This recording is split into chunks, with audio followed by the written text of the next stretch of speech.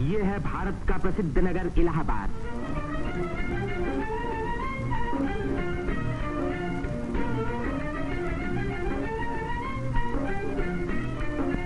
यहीं पहल उत्तर प्रदेश में एक विश्वविद्यालय की स्थापना हुई।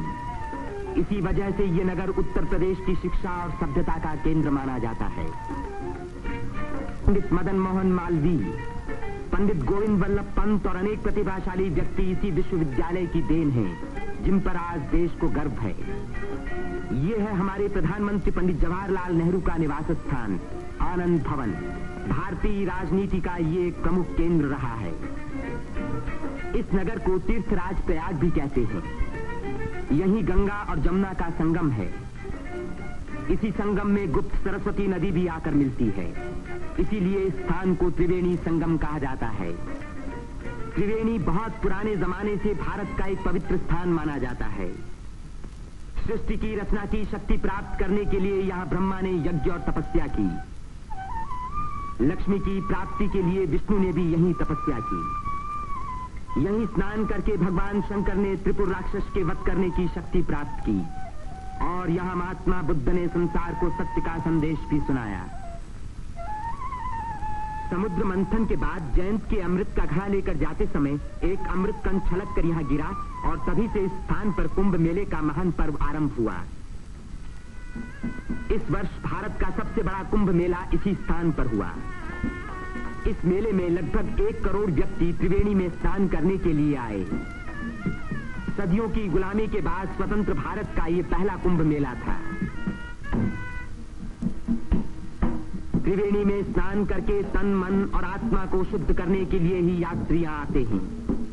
योगी और सन्यासी, गरीब और अमीर सभी प्रकार के लोग यहाँ इकट्ठे होते हैं। कुंभ मेले के मौके पर देश के नर नारी एक दूसरे के धार्मिक विचारों से परिचित होते हैं। धार्मिक संस्थाएं योगी और सन्यासी यौगिक क्रियाओं को दिखाते हैं।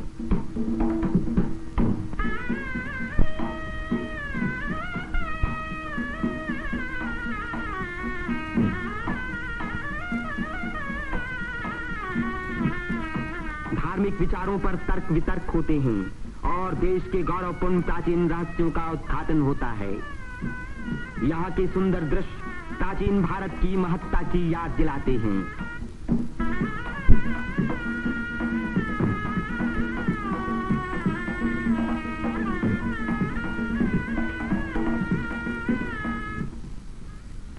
मेले के धार्मिक रूप के अलावा उसके दूसरे दृश्यों में सुंदरता और स्वतंत्रता का रंग चमक रहा था।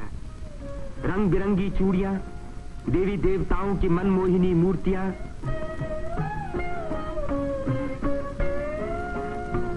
हरी जपन की मालाएं, सिंदूर और चंदन के ढेर, औरतों के साज श्रृंगार, बच्चों के खेल खिलौने, लाल बुझक्कर मिट्ठू मियां। तीर्थ यात्रियों की सुविधा और सुरक्षा के लिए और स्वतंत्र भारत के इस महान पर्व को सफल बनाने के लिए उत्तर प्रदेश सरकार ने अपनी ओर से कोई कसर उठा न रखी। मेला शुरू होने के कई महीने पहले से ही सरकार की ओर से तैयारियां शुरू हो गई थीं। उबड़ खाबड़ जमीन को समतल बनाने के लिए बुलडोजर जैसी बड़ी बड़ी मशीनों से जमीन की सतह ठीक की गई।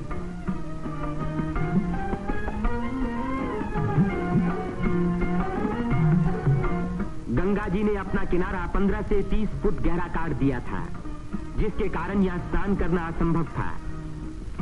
बुलडोजरों ने इन किनारों को सपाट बनाया, जिससे तीर्थ यात्री यहाँ सकुशल स्नान कर सके। जिस काम को 1000 आदमी 3 महीने में खत्म नहीं कर सकते थे, उसी को 6 बुलडोजरों ने 15 दिन में पूरा कर दिखाया।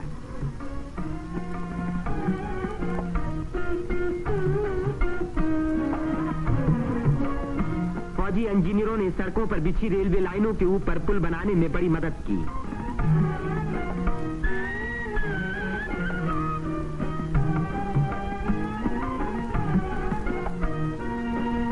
इससे रेलों के आने जाने के समय भीड़ सड़कों पर कभी न रुकी, बल्कि लगातार त्रिवेणी की ओर बढ़ती रही।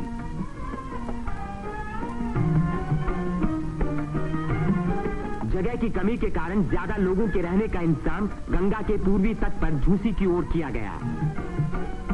वहां से शेष मेले तक आने के लिए भारतीय सैनिकों और उत्तर प्रदेश सरकार के सार्वजनिक निर्माण विभाग ने पीपों के 6 पुल बनाए। कुंभ मेले के इतिहास में यह पहला मौका था जबकि यहां बिजली लगी। 1000 बिजली के खंभे लगाए गए, जिनके लिए 160 मील से अधिक लंबी तार लाइन इस्तेमाल हुई। उत्तर प्रदेश के स्वास्थ्य विभाग ने यहां सफाई का बड़ा अच्छा बंदोबस्त किया।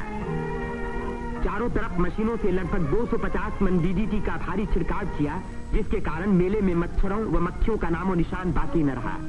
मेले के आरंभ से ही सरकार ने हैजे के टीके लगवाने का प्रबंध किया। यात्रियों को सलाह दी गई कि वे मेला क्षेत्र में आने से पहले टीके लगवा लें। कदाचित इसी व्यवस्था के कारण मेले के मौके पर कोई भी रोग नहीं फैला। इतनी भारी भीड़ भाड़ के मौके पर आमतौर से दुर्घटनाएं हो जाया करती हैं। इन दुर्घटनाओं का सामना करने के लिए उत्तर प्रदेश सरकार ने चिकित्सा एवं स्वास्थ्य विभाग की एम्बुलेंस गाड़ियों से घायल और बीमार यात्रियों को तुरंत अस्पताल पहुंचाने का पूरा प्रबंध किया। 9 अस्थायी अस्पताल डेरों में खोले गए, जिनमें 228 रोगियों को रखने का इंतजाम था। गरीब रोगियों को खाना मुफ्त में दिया गया। राशनिंग विभाग ने यात्रियों की सुविधा के लिए यह आटा, शक्कर, मिट्टी का तेल और अन्य जरूरी सामान का भारी स्टॉक जमा किया, जिससे इन चीजों की कीमतें न बढ़ पाईं। इसी प्रबंध के कारण हर व्यक्ति को सस्ते मूल्य पर अपनी इच्छा का खाना मिल सका।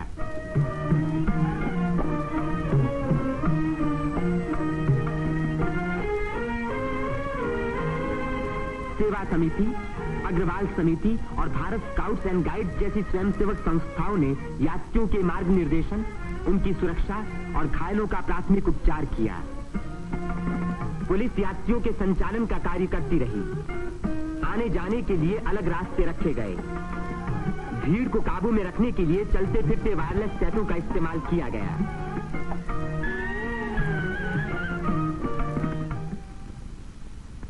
भूले भटके लोगों को खोज निकालने और उनको उनके घर वालों तक पहुंचाने का खास इंतजाम किया गया।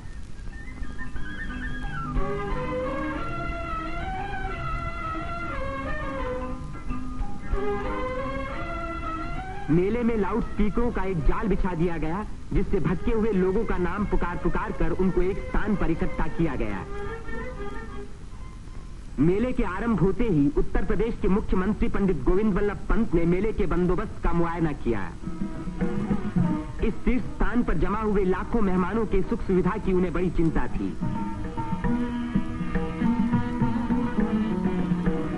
उन्होंने नाव पर सवार होकर घाटों का निरीक्षण किया।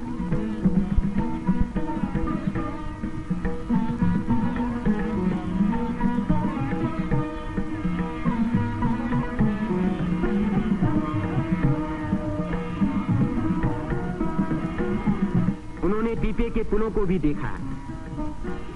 ये अखाड़ा जो ऐसे ही एक पुल को पार कर रहा है, पुल की मजबूती का सबूत है।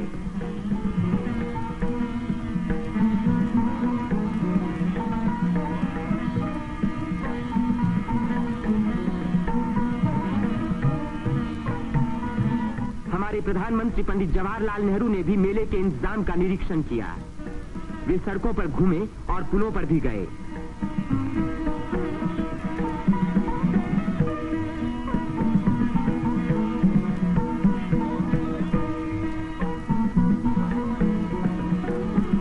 उन्होंने अन्य स्थानों को भी देखा भाला।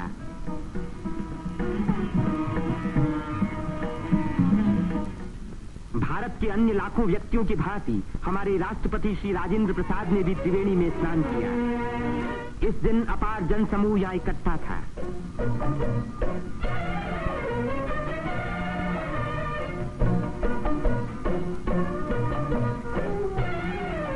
हर घाट पर लोगों की भीड़ स्नान कर रही थी।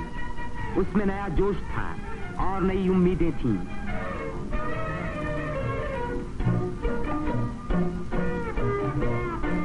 ये दृश्य जाहिर कर रहा था कि इस भीड़ की महान रचनात्मक शक्ति के कारण देश का भविष्य उज्जवल है।